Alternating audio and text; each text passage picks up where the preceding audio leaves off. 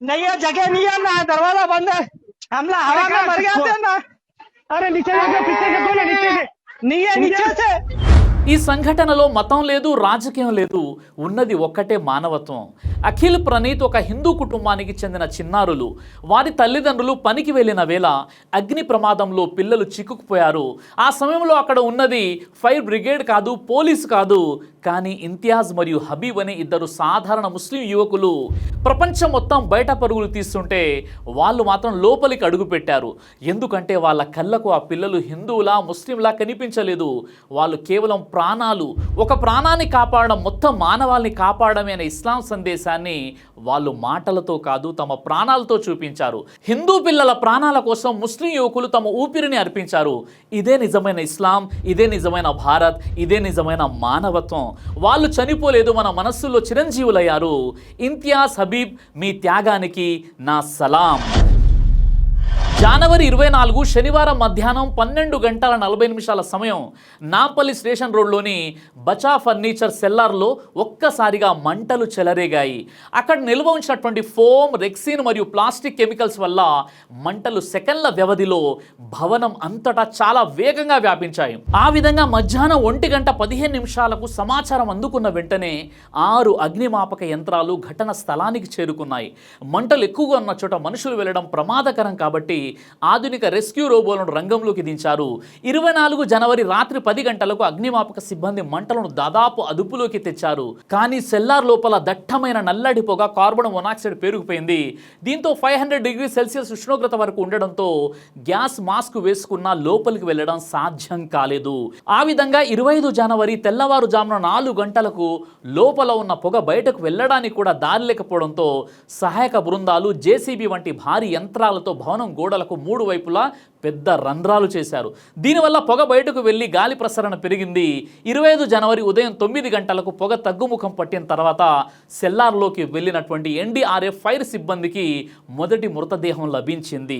25 జనవరి ఉదయం 9 గంటలకు పొగ తగ్గుముఖం పట్టిన తర్వాత సెల్లార్లోకి వెళ్ళిన ఎన్డీఆర్ఎఫ్ ఫైర్ సిబ్బందికి మొదటి మృతదేహం లభించింది. 25 జనవరి సాయంత్రం 4 గంటలకు సుమారు 22 గంటల సుదీర్ఘ పోరాటం తర్వాత మొత్తం 5 మృతదేహాలను, 2 పిల్లలు, 1 వృద్ధురాలను, 2 పురుషులను బయటకు తీశారు.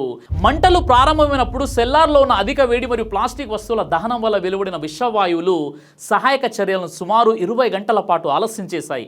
అగ్నిమాపక శాఖ తెలిపిన సమాచారం ప్రకారం మృతులను నాంపల్లి నివాసితులు 7 ఏళ్ల అఖిల్, 11 ఏళ్ల ప్రణీత్, కర్ణాటక నివాసి 60 ఏళ్ల బీబీ అమ్మ, నాంపల్లి నివాసి సేల్స్ ఏజెంట్ 31 ఏళ్ల ఎండి ఇంతియాజ్ మరియు రాజేంద్ర నగర్లోని శాస్త్రిపురం నివాసి దుకాణానికి అనుబంధంగా ఉన్న ఆటో డ్రైవర్ 30 ఏళ్ల సయ్యద్ హబీబుల్లాగా గుర్తించారు.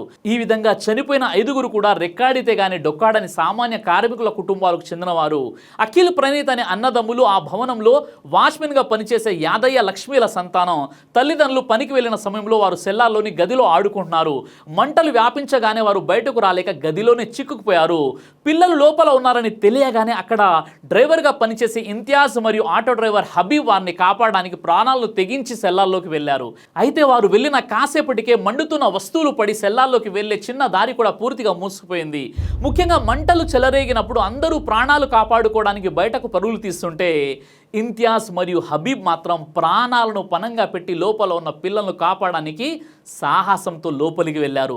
లోపల దట్టమైన పొగ వల్ల ఊపిరి ఆడిన స్థితిలో ఇంతియాజ్ బయట ఉన్న తన స్నేహితుడికి ఫోన్ చేశాడు. ఆ వీడియో కాల్లో మేమంతా చనిపోయేలా ఉన్నాం, బయటకు వెళ్లే దారి లేదు, ఇక్కడ ఏం కనిపించడం లేదు అని అతను చేసిన అభ్యర్థనలు వింటే ఎవరికైనా కన్నీళ్లు వస్తాయి. बच्चे भी है मेरे साथ, कुछ भी नहीं दिख रहा।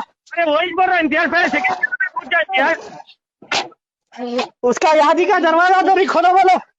अरे ఆ రికార్డింగ్లో పిల్లలు ఊపిరి పీల్చుకోవడానికి పడుతున్న ఇబ్బంది, గాలి కోసం కొట్టుకోవడం కూడా వినిపిస్తుంది. లోపల పొగ ఎంత దట్టంగా ఉందంటే కేవలం 3 నుండి 5 నిమిషాల్లోనే వారు స్పృహ కోల్పోయారు. ఇంతియాజ్, హబీబ్ ఇతరులను కాపాడే ప్రయత్నంలో తమ ప్రాణాలను త్యాగం చేశారు.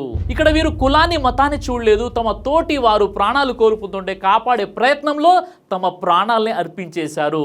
సుమారు 20 గంటల తర్వాత వారి మృతదేహాలను వెలికి తీశారు. బాచా ఫర్నిచర్ యజమాని సతీష్ బాచాను ఆబిడ్స్ పోలీసులు అరెస్టు చేసి జ్యుడిషియల్ కస్టడీకి తరలించారు. బజాజ్ ఫర్నిచర్లో మంటలు ఇంత వేగంగా వ్యాపించడానికి కారణం అక్కడ నిల్వ ఉంచినటువంటి పదార్థాల రసాయన స్వభావం. ఫర్నిచర్ తయారీలో ఉపయోగించేటటువంటి ఫోమ్, రెగ్జిన్ మరియు ప్లాస్టిక్ మిశ్రమాలు అత్యంత వేగంగా మండుతాయి. సెల్లార్ లోపల ఉష్ణోగ్రత దాదాపుగా 500 డిగ్రీల సెల్సియస్కి చేరింది. ఇంత వేడి ఉంటే మంటలు నేరుగా అంటుకోకపోయినా ఆ వేడి కిరణాలకే థర్మల్ రేడియేషన్తో గదిలోని వస్తువులన్నీ ఒక్కసారిగా మండిపోతాయి. దీనినే ఫ్లాష్ ఓవర్ అంటారు. ప్లాస్టిక్ మరియు ఫర్నిచర్ మండడం వల్ల కార్బన్ మోనాక్సైడ్ అనే అత్యంత ప్రమాదకరమైనటువంటి వాయువు విడుదలయ్యింది. ఈ వాయువు పీల్చినప్పుడు అది రక్తంలో కలిసి శరీరానికి ఆక్సిజన్ అందకుండా చేస్తుంది. దీనివల్ల కేవలం 3 నుండి 5 నిమిషాల్లోనే మనిషి స్పృహ కోల్పోయి ఆ తర్వాత ప్రాణాలు కోల్పోయే అవకాశం ఉంటుంది. మరో విషయం ఏమిటంటే ఈ భవనంలో ఉన్న ప్రధాన లోపం సింగిల్ ఎంట్రీ మరియు ఎగ్జిట్ పాయింట్ సెల్లార్లోకి వెళ్ళడానికి ఉన్న ర్యాంప్ వద్ద మంటలు ప్రారంభం కావడంతో లోపల ఉన్నవారు బయటకు రావడానికి దారి లేకుండా పోయింది. అలాగే గాలి వెంటిలేషన్ లేకపోవడం వల్ల పొగ లోపలే పేరుకుపోయింది. ఉష్ణోగ్రతను మరింత పెంచేసింది. ఈ అగ్ని ప్రమాదం కేవలం అనుకోకుండా జరిగింది కాదు, భవన యజమాని చేసిన తప్పుల వల్లే సంభవించిందని అధికారులు తేల్చారు. అగ్నిమాపక శాఖ డైరెక్టర్ జనరల్ విక్రమ్ సింగ్ మాన్ వెల్లడించిన ముఖ్యమైన విషయాలు: 1. నిబంధనల ప్రకారం భవనం కింద భాగం సెల్లార్లో కేవలం వాహనాల పార్కింగ్ కోసమే మాత్రమే వాడాలి. కానీ ఇక్కడ దానికి విరుద్ధంగా ఫర్నిచర్ తయారీకి వాడే రెక్సిన్, బ్లేడ్ల తయారీ సామాగ్రిని అక్రమంగా నిల్వ చేశారు. ఇక 2. వాణిజ్య భవనాల సెల్లార్లో మనుషులు నివసించడం నిబంధనలకు విరుద్ధం. కానీ ఇక్కడ కార్మికుల కుటుంబాలు అక్కడే నివసించడం వల్ల ప్రాణ నష్టం జరిగింది. ఇక 3. అగ్ని ప్రమాదాలు జరిగినప్పుడు తప్పించుకోవడానికి సరైన దారులు లేవు. లోపలికి వెళ్ళడానికి, బయటకు రావడానికి ఒకే ఒక సన్నని దారి ఉండడం, అది కూడా మంటల వల్ల మూసిపోవడంతో బాధితులు లోపలే చిక్కుకుపోయారు. ఈ నిబంధనల ఉల్లంఘన మరియు నిర్లక్ష్యం కారణంగా హ్యాబిట్స్ పోలీసులు భవన యజమాని సతీష్ బచాపై భారతీయ న్యాయ సంహిత BNS సెక్షన్ 105 మరియు 110 కింద క్రిమినల్ కేసు నమోదు చేసి అరెస్ట్ చేశారు. భవిష్యత్తులో ఇలాంటి సంఘటనలు జరగకుండా ఉండాలంటే సెల్లార్ల ఆడిట్ మరియు నగరంలోని అన్ని వాణిజ్య భవనాల్లోని సెల్లార్లను తనిఖీ చేసి అక్రమంగా నిల్వంచిన పదార్థాలను తొలగించాలి. అలాగే ఫైర్ సేఫ్టీ శిక్షణ, వాణిజ్య సంస్థల్లో పనిచేసే సిబ్బందికి అగ్ని ప్రమాదాల సమయంలో ఎలా స్పందించాలనే దానిపై కనీస శిక్షణ ఇవ్వాలి. వెంటిలేషన్ నిబంధనలు: ప్రతి భవనానికి కనీసం 2 వైపుల నుండి దారి ఉండాలి మరియు పొగ బయటకు వెళ్లేలా తగినటువంటి వెంటిలేషన్ ఉండాలి. గోడాన్లు మరియు సెల్లార్లలో కార్మికులు నివసించకుండా కఠినమైన నిబంధనలు అమలు చేయాలి. నాపల్లి దుర్ఘటనలో ప్రాణాలు కోల్పోయిన 5 వ్యక్తుల మరణం వృధా కాకూడదు.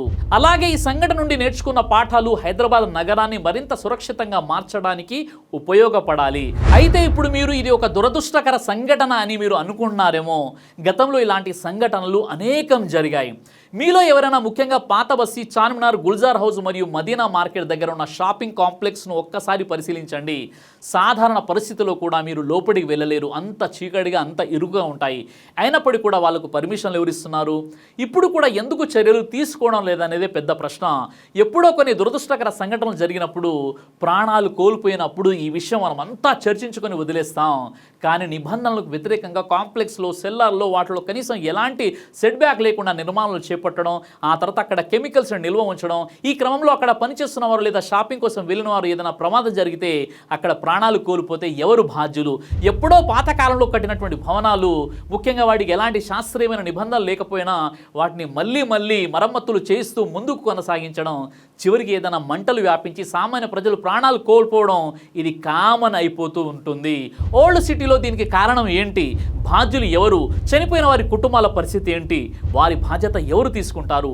పోయిన ప్రాణాన్ని ఎవరు తీసుకొస్తారు? ఇప్పుడైనా జాగ్రత్తలు వహించి నిబంధనలకు వ్యతిరేకంగా ఉన్న భవనాలను తొలగించే బాధ్యత ప్రభుత్వం తీసుకుంటుందా లేదా అనేది పెద్ద ప్రశ్న. అయితే ఈ విషయంలో మీ అభిప్రాయం ఏంటి? కామెంట్ ద్వారా నాకు తెలియచేయండి. జై హింద్. దైవ ప్రవక్త ముహమ్మద్ సల్లల్లాహు అలైహి వసల్లం వారు తెలియజేశారు, కడుపుకు సంబంధించినటువంటి అన్ని రకాల వ్యాధులకు అద్భుతమైనటువంటి ఔషధం తల్బీనా. ఇది దైవ ప్రవక్త వారి సున్నత్, మంచి ఆహారం, ఇమ్యూనిటీ బూస్టర్, ఇందులో షిఫా ఉంది.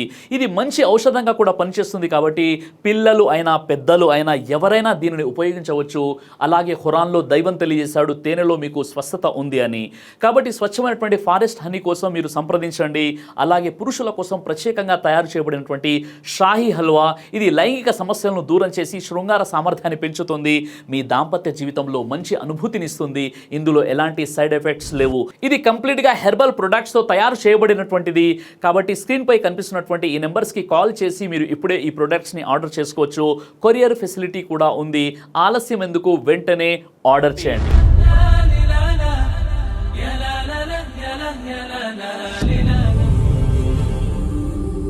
బ్రదర్ సిరాజ్ అని యూట్యూబ్ ఛానల్ని మీరు సబ్స్క్రైబ్ చేసినట్లయితే ఇన్షాల్లా దైవచిత్తం అయితే మీకు వీడియోస్ వస్తుంటాయి. అదేవిధంగా బ్రదర్ సిరాజ్ అనేటటువంటి ఫేస్బుక్ని కూడా లైక్ చేయడం వల్ల మీకు వీడియోస్ వస్తుంటాయి.